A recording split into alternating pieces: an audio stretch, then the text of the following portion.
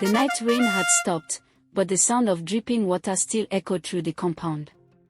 Chijioke sat on the edge of his bamboo bed, staring at the space beside him, the space where his wife, Adoggo, used to sleep. It had been 1 full year since she was buried, yet he still spoke to her picture every night before closing his eyes. Her wrapper was still folded neatly on the bed. Her favorite beaded slipper still sat by the mat. He refused to move anything, not even her comb. To him, Adoggo was not gone. She had just gone quiet. That night, he sighed deeply and turned off the lantern. The room fell into darkness. But something felt different. The air was warmer than usual. The smell of Uda spice and palm oil soap, her favorite scent, floated faintly in the air. Chijioke froze. "Adoggo," he whispered softly. No answer. Only the croaking of frogs outside. He shook his head, convincing himself it was his imagination. Yet his heart beat faster. He lay down and closed his eyes. A few minutes passed. Then suddenly, the mat moved slightly beside him. He sat up immediately. The window was closed. The door was bolted. So what just moved? He slowly stretched his hand toward Adoggo's side of the bed. The mat felt warm. It had been cold for a whole year. How could it be warm now? His throat tightened. He whispered again, "Adoggo, is that you?" Nothing, but in the silence, he thought he heard a faint hum, like a woman singing softly, the same way Adoggo used to hum when pounding yam in the kitchen. Tears filled his eyes. "No, it can't be," he said under his breath. He pressed his palm against the mat again. Still warm. Still soft. Still there. He wanted to believe it was just a dream. But deep down, something in him whispered, "She's here." That night, Chijioke didn't sleep. He sat wide-eyed till morning, watching the faint glow of dawn slip through the cracks of his heart. And when the cock crowed, he saw something that made his whole body shake. Adoggo's coral necklace, the one she was buried with, lay on his pillow. He gasped and stumbled backward, his heart beating wildly. This can't be real. But the necklace was real. And still warm. The impossible had just begun. The morning sun had just risen above the palm trees when Chijioke stood staring at the coral necklace in his hand. It was smooth, warm, and smelled faintly of palm oil, the same scent Adoggo always carried after cooking. He could not believe what he was holding. That necklace was buried with her body. He had seen it himself when the coffin was lowered into the red soil behind the village church. His hands trembled. "Adoggo," he whispered, his voice breaking. "What do you want from me?" Outside, children were running to fetch water. The smell of burning firewood filled the air. Life in the village continued, but inside his heart, time felt frozen. Chijioke placed the necklace gently on the bed and sat down. The room felt unusually quiet. No birds. No wind. Just silence. Then suddenly, the door creaked open by itself. He turned sharply. The wooden door moved slowly, as though pushed by an invisible hand. The same faint humming sound returned, floating in from the air. "Adoggo," he called out again. "If it's you, give me a sign." No answer. But his mouth shifted slightly, as if someone had just sat beside him. Chijioke's heart pounded so fast he thought it might burst. The air became colder. His breath came out in white mist. Then, from the corner of his eyes, he saw it, a faint shimmer, like dust glowing in sunlight, moving across the room. He wanted to run out, but something stronger held him down, a mix of fear and love. Suddenly, the necklace on the bed slid slowly toward him. He gasped and jumped back. It stopped right beside his hand. His fingers shook. He whispered, "Adoggo, what are you trying to tell me?" The shimmer flickered again. This time, he heard it, a soft voice, almost like a sigh. "Chijioke." He froze. His body went numb. It was a voice. He knew that voice anywhere. Tears filled his eyes. "Adoggo," he shouted. "Where are you?" The lantern on the table flickered wildly and went out. The room turned completely dark. He could feel her presence, near, yet unseen. "Adoggo, if you can hear me, show yourself," he whispered. Just then, the mat dipped beside him again. He felt a soft warmth touch his shoulder, gentle, like a woman's hand. And then, the necklace began to glow. Before we continue, something unbelievable is about to happen next. If you're watching this story right now, take 1 second to subscribe, because what Adoggo does next will leave you speechless. Now, back to the story. Chijioke's eyes widened as the necklace rose slowly into the air. It floated above the bed, shining like red fire under the dim morning light. He fell to his knees, crying and shaking. "Adoggo, please, talk to me." The voice came again, clearer this time. "Help me, Chijioke." Then the necklace dropped suddenly, and the room went silent once more. Chijioke picked it up, still trembling. "Help you? How?" he whispered, but there was no answer. Only the echo of her voice lingering in the still air. That night, Chijioke couldn't sleep. He sat beside the small fire outside his hut, staring at the glowing necklace. Every time the flames flickered, the coral beads reflected a faint red light, as if alive. His heart was heavy. The words still echoed in his head. "Help me, Chijioke." He didn't know if he was losing his mind or if Adoggo truly spoke to him. He looked up at the stars. "If you're really out there, Adoggo, please tell me what you need," he whispered. A cold wind blew suddenly, strong enough to shake the palm fronds above his roof. The fire almost went out. Then he heard it again. Soft. Distant. But clear. Behind, the mango tree. He jumped to his feet. His eyes darted toward the old mango tree at the back of the compound, the same place where Adoggo used to sit and braid her hair in the evenings. His heart raced. He grabbed the lantern and walked slowly toward it. The night was quiet except for the crickets and the wind. When he reached the mango tree, he noticed something strange. The ground beneath it looked freshly disturbed. The soil was darker and softer than the rest. Chijioke knelt down, touching the dirt. It was cold, and slightly wet. "Adoggo," he whispered. Suddenly, a whisper brushed past his ear, so close, it made him jump. "Dig." He staggered backward, breathing hard. The lantern flame flickered as if frightened too. He looked around, but no one was there. Only the rustle of leaves. "Dig," he repeated, trembling. "What do you want me to find?" But there was no more sound. He ran back inside his hut, his body shaking like a leaf. He sat on the bed, holding the necklace tightly. "Behind the mango tree," he said again. What could be there?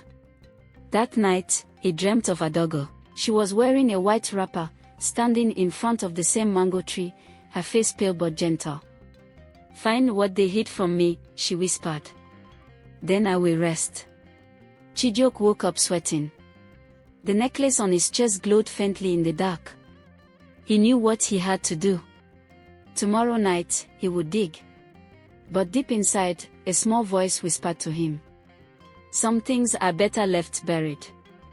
And for the first time since Adoggo's death, Chijioke felt true fear. The night came faster than Chijioke expected.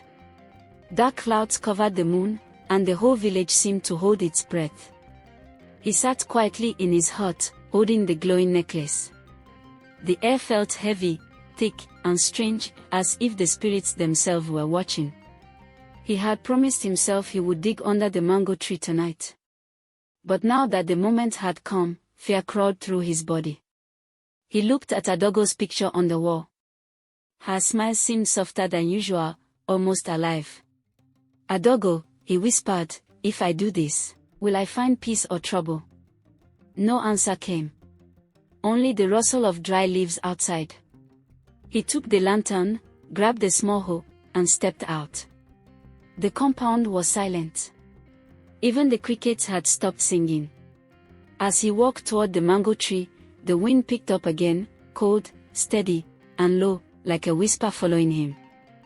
The tree stood tall, its roots thick and twisted like old snakes. The earth beneath it looked darker, as though something slept there. Chijioke knelt down. His hands trembled as he pressed the hoe into the ground. The first sound of metal hitting earth echoed loudly through the still night. He dug slowly, carefully, sweat dripping down his face. Each strike made the air feel heavier. Then, thunk! The hoe hit something hard. He froze. His breath quickened. He brushed the soil aside with his hands.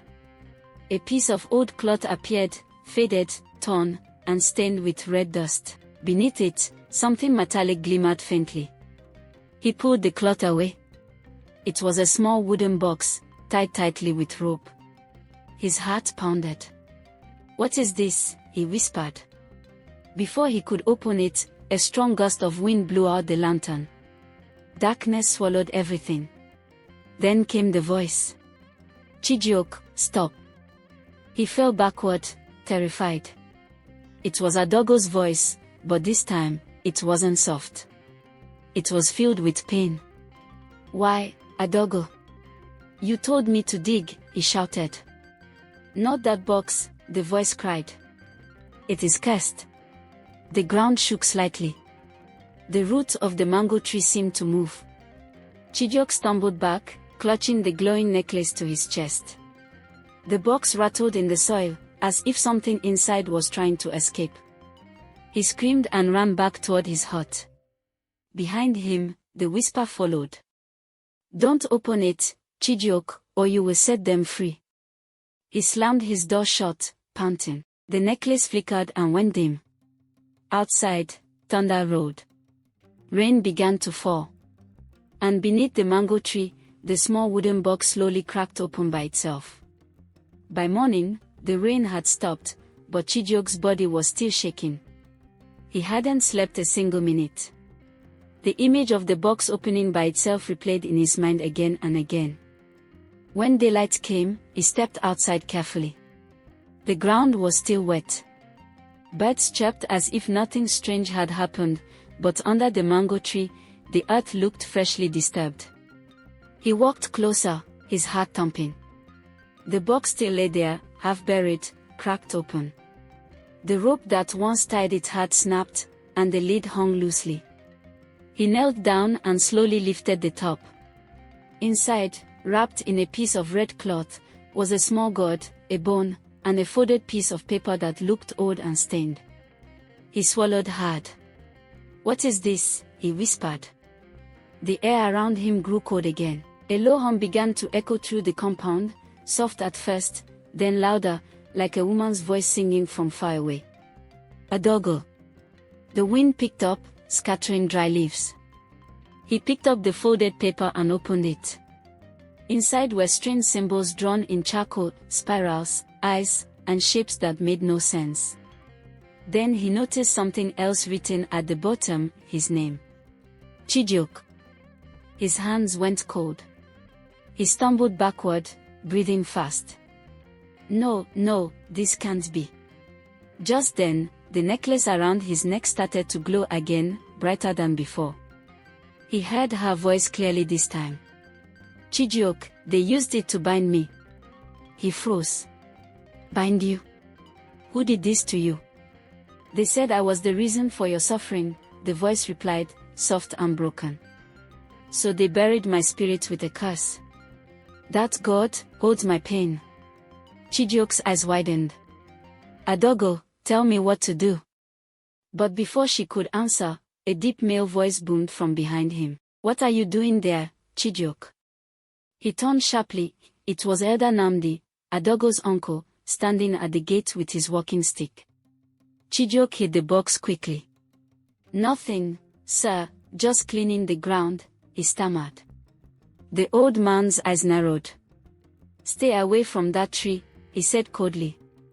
"Some roots are better left untouched." He turned and walked away slowly. Chijioke watched him go, confusion and fear swelling in his chest. How did Elder Namdi know about the tree? That night, Chijioke sat alone, staring at the glowing necklace and the open box beside him. "Adoggo," he whispered, "what did they do to you?" And in the faint glow of the lantern, her shadow appeared on the wall, though there was no one else in the room. The wind outside howled that night, and rain tapped softly against Chijioke's window. He sat motionless, staring at the faint shadow of a woman on his wall, Adoggo's shadow. His throat went dry. "Adoggo," he whispered. "What happened to you? What did they do?" For a moment, the room was silent. Then the necklace glowed again, filling the hut with soft red light. "Chijioke," the voice began, trembling like someone in pain. "I didn't die from sickness. They lied to you." His eyes widened. "Lied? Who lied?" "Your people. My uncle, Elder Namdi, and the priest. They said I was possessed. But they were the ones who brought the curse into our home." Chijioke's heart pounded loudly in his chest. "Adoggo, what curse?" "The night before I died, they forced me to drink from the god you saw in that box," she said. "They said it would cleanse me. But it burned my body inside. I begged for help, but they left me to die." Tears ran down Chijioke's face. His voice cracked. "No. Adoggo, no. After they buried me," the voice continued, "they sealed my spirit with charms under that mango tree, so I could never speak the truth. They said if I ever returned, the curse would spread." Chijioke shook his head, angry and trembling. "They used our love as sacrifice." The lantern flickered violently. Suddenly, there was a loud knock on the door. Bam! Bam! Bam! Chijioke jumped. "Who's there?" No reply. The wind outside grew stronger. He walked to the door slowly, holding the necklace tightly. When he opened it, no one was there. Only the sound of thunder rolling across the sky. But as he turned back inside, he froze. A wet footprint appeared on the floor, one step, then another, heading toward his bed. "Adoggo." The shadow on the wall moved closer, clearer now, the shape of a woman wearing a white wrapper, her face still hidden by mist. "You must free me," she whispered. "Find the priest's staff, the one buried beside the shrine. Burn it with the god. Only then will I rest." He nodded shakily. "I will do it. I swear it. But beware, Chijioke," the voice warned softly. "They know I'm awake." Just then, he heard distant footsteps outside the hut, slow, heavy, coming closer. He rushed to the window and peered out. Through the rain, he saw Elder Namdi standing near the mango tree again, staring straight at his hut. And in his trembling hand, was another glowing god. The rain poured all through the night. Chijioke didn't move from his spot by the window. His eyes were fixed on Elder Namdi, who stood under the mango tree, clutching a glowing god like the one from the box. Lightning flashed across the sky, and for a split second, the old man's face looked twisted, not in anger, but in fear. Then, as thunder rumbled, he disappeared into the dark. Chijioke stepped back, breathing hard. The necklace around his neck flickered weakly, like a dying flame. "Adoggo," he whispered, "he has another god. What does it mean?" No answer came. The shadow on the wall was gone too. He was alone. When morning came, the sky was grey and quiet. The villagers went about their day as if nothing strange had happened. But Chijioke's mind was racing. He walked toward the shrine at the edge of the village, the same one the priest used to bless the villagers every market day. The small thatched roof stood between two ancient trees, surrounded by carved wooden figures covered in dry white chalk. The ground smelled of palm wine and dust. He began to dig beside the shrine, where Adoggo's spirit said the staff was buried. His hands trembled as he dug deeper. Sweat mixed with fear on his face. After several minutes, the hoe hit something hard. He brushed away the soil, and there it was. A long wooden staff, wrapped in palm leaves and tied with cowries. But before he could touch it, a voice spoke behind him. "You should not be here, Chijioke." He turned sharply. It was the village priest, standing barefoot on the red soil, his white robe soaked with rain. His eyes glowed faintly under the morning sun. "This shrine is not for you," the priest said softly. "Some spirits never forgive." Chijioke took a step back. "You killed her," he shouted. "You and Namdi cursed my wife." The priest shook his head slowly. "She was not meant to return. You have awakened something you cannot control." Then, without warning, the ground beneath the shrine trembled. The staff began to hum and shake, glowing faintly like fire from beneath the earth. Chijioke stumbled back, shielding his face. "Adoggo," he shouted. "What's happening?" The necklace on his neck flared up, brighter than ever, and her voice echoed loudly. "Don't let him take the staff. That's my freedom." The priest reached for it, chanting words in a strange tongue, but Chijioke grabbed the staff first, and the earth exploded in blinding red light. When the light faded, the priest was gone. Only the staff remained, warm, glowing, and whispering Adoggo's name. The red light faded slowly, leaving only the sound of wind rustling through the trees. Chijioke stood frozen, clutching the glowing staff to his chest. His whole body trembled, but he could still hear Adoggo's voice whispering faintly inside it. "You freed me halfway," she said softly. "But the curse still breathes." He looked around. The priest was gone, vanished like smoke. The ground still shimmered faintly with red dust. "Adoggo," he whispered. "Where are you now?" "I'm with you," the voice answered. "Inside the staff." His heart pounded. "Inside. It holds both our souls now," she said. "If you break it wrongly, we will both vanish." The staff grew warm in his hands, glowing brighter with every heartbeat.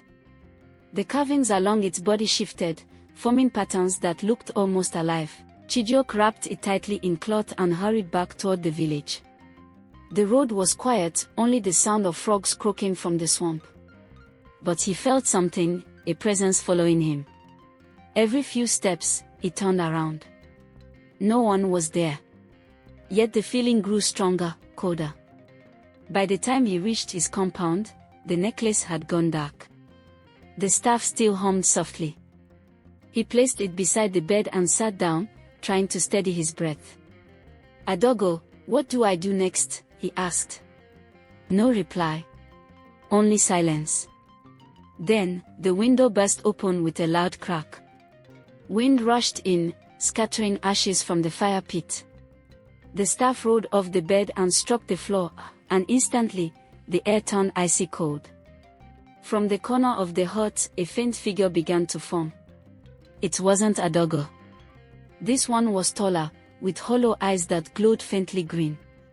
Its body was wrapped in rags that fluttered without wind. Chijioke stumbled backward. Who are you?" The voice that came was deep, not human. "You opened the seal," it growled. "Now all who were bound will walk again." His knees weakened.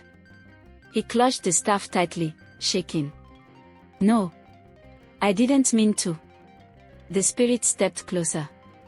Shadows stretched across the floor like dark snakes. "You cannot control what you don't understand," it hissed. Then the necklace flared suddenly, red light cutting through the darkness. Adoggo's voice rose sharply, commanding, "Leave him. He is mine." The spirit screamed and vanished like smoke into the roof. The hut fell silent again.